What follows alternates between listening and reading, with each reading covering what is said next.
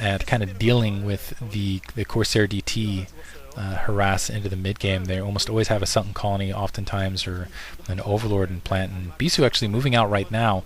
Okay, there's the Templar Archives moving out right now with the Zealots.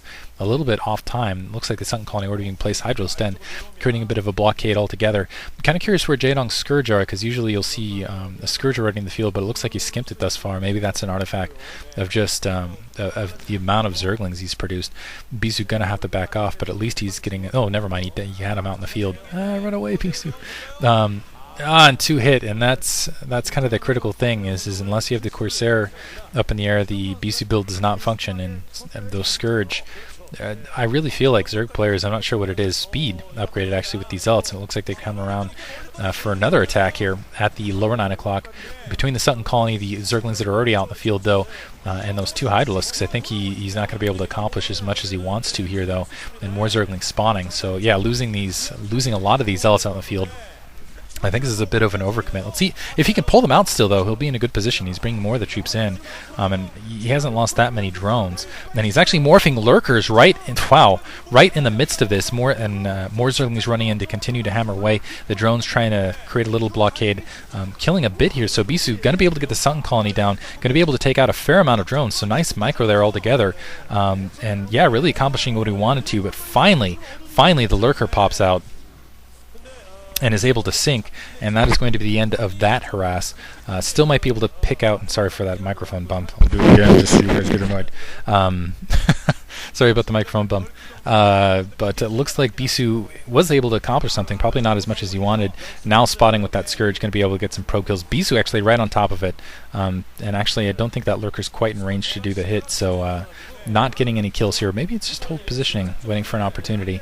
Zealot kind of hanging out in that bottom left corner. Thing is yeah, the other thing, with that 4 hatches is even going early Dark Templar, or even get that early Templar Archives, which you need to do as a Protoss player.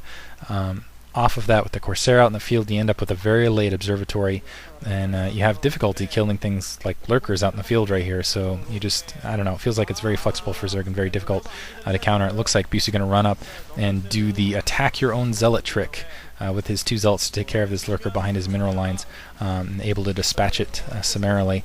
And Jaedong taking the opportunity to run up and do some hits on these 2 gateways.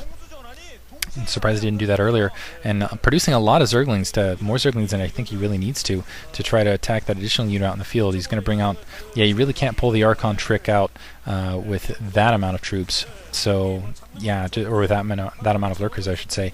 Bisu has the additional gateways. I'm kind of waiting to see if he's going to have an Observer in time to save those 2 front gateways. Losing those 2 front gateways would absolutely be devastating. Losing that Forge on top of it would be even worse. And now starting to move out. Okay, he does have that Observer alongside, and he's this is a bad unit composition to do it with, though. The Zealots just absolutely get eaten alive by those Lurkers. Just devastated. The Archon coming up alongside. He is able to clear it, though. I didn't take as much damage as I expected him to, running across a closed position ramp over several Lurkers planted down. And it looks like Bisu is running free, so it shows you Bisu's Bisu. Maybe he just was able to thread it in such a way, I don't know. 3 more Lurkers going to be able to hang out here. I don't think Bisu's going to be able to press that attack even with an Observer. But it looks like he might go for it, actually. Okay, some more units there to the right, and he's going to be he's able to get a pretty decent surround, actually, on those Lurkers. Able to at least get some Hydralisk kills here. But not a lot of troops left here, and Jaedong is going to be able to hold this off. Right now, Jaedong's economy pretty thriving, but Bisu is taking this opportunity to take that expansion in the upper right-hand corner. The problem is, though, is Jaedong's nice little, oh, that's brilliant, egging on that ramp just to make movement even more difficult for those Zealots. The thing is Bisu's constantly expending his forces. He's not producing a large attack force, really, where you can, that's what you need to even defend your 3rd. I don't think he's even going to be able to defend that back, that base in the upper right-hand corner. Just now taking his 3rd where Jaedong's been at 4 for quite some time. And it's just going to be a second here before Jaedong just pumps a ton of troops, is able to run forward, first of all get map control, deny Bisu any sort of additional base, and be in a great position throughout the game. And right now it looks like Jaedong wandering out, and he's like, oh, now I could have used a Dark Templar. But too late. A lot of cannons in the backfield, because it looks like he was looking for a tech switch as well to Mutalisks. A little bit worried about that, or maybe even drop in that back edge. But a lot of Hydralisks, a lot of Lurkers up on the front. Let's see if an Overlord's in the mix. And Bisu nowhere. Well, first of all, it's his mineral only. Not going to really be able to wander down and take his upper 3, unfortunately. And he needs to be careful with that observer because it could very easily get picked off. I'm not seeing an Overlord in the mix there, but pretty quick, pretty nearby. Bisu actually able to replenish his forces fairly rapidly, considering, I've got to say. And it looks like Bisu did manage to, maybe I'm off on this, but it looks like he did manage to sneak out a probe to the upper 9. That could just be a critter on the field, because critters, I think, show up as yellow. Level 1 weapons upgraded, level 1 spine upgraded here for Jaedong.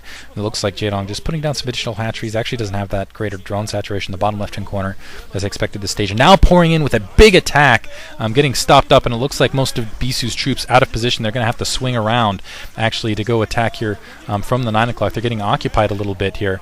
A lot of the observers running in, but there's not actually a lot of lurkers on the ground. And so Jaedong spending a lot of troops here, not accomplishing a lot, and he's going to have to back right back out. And the Zealots, again, barreling headlong into these forces and accomplishing more than I really expected them to. So Bisu, his pre-troop positioning has been fantastic. We spread them out so the Zealots aren't taking any unnecessary damage, running in a straight line over lurker fields. Doing a fantastic job of that.